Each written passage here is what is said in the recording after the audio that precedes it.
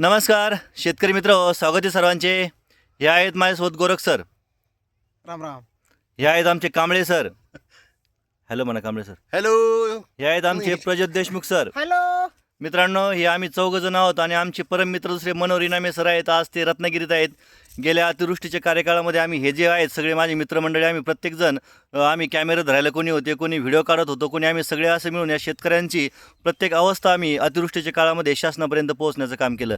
मित्रांनो, आज खूप दिवसानंतर रविवार होता आणि कांबळे सर देखील घनसावंगीला ड्युटीला आहे, ते पण इकडे आले. प्रज्योत सर देखील ड्युटीला आहे, पण रविवारानिमित्ताने आज आम्ही सगळे आमचे गोरख सर त्यांच्या लिंबाच्या शेतामध्ये आलेलो आहे. मित्रांनो, खूप सुंदर अशी त्यांनी बाग लिंबाची फुलवलेली आहे आणि युवा उद्योजक देखील त्यांना म्हणता येईल. ते नोकरी पण करतात आणि मित्रांनो, तरुण उद्योजक, तरुण शेतकरी आहेत ते आणि खूप चांगल्या पद्धतीने शेतकरी करतात. मित्रांनो, खूप त्यांचं लिंबाचा चांगला बाग आहे. नक्की मित्रांनो, आपण त्यांना विचारूया नक्की त्यांना लिंबाला काय भाव मिळतोय. गोरख सर, सांगा बरं, कसं काय लिंबाची आवक आणि भाव कसा आहे? काय सध्या आजचं मार्केट चालू आहे 50-55 रुपये माल पाहून. माल पोन 50-55 रुपये किलो मार्केट भेटतंय. तर मित्रांनो, 60 रुपयाच्या आसपास. तर तुम्हाला परवड, तुम्ही जवळ 10-5 वर्षापासून लिंबाचा व्यवसाय करताय गुरुजी, आहे की नाही? 12-13 वर्ष आली. कसं आहे तुमचं, म्हणजे तुम्ही काय सांगाल बरं तरुण पोरांना, काय सांगाल जे पोरं बेरोजगार आहेत असं म्हणतात, त्यांच्यासाठी तुम्ही काय सांगाल बरं गुरु?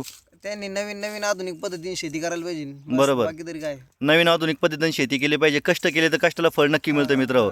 मित्रांनो, नक्कीच आपण कोणत्या जिल्ह्यातून व्हिडिओ आपला बघत आहात आणि आपल्या भागामध्ये लिंबाला काय बाजारभाव मिळतोय नक्की कमेंटमध्ये सांगा. भेटूयात पुढील व्हिडिओमध्ये. धन्यवाद.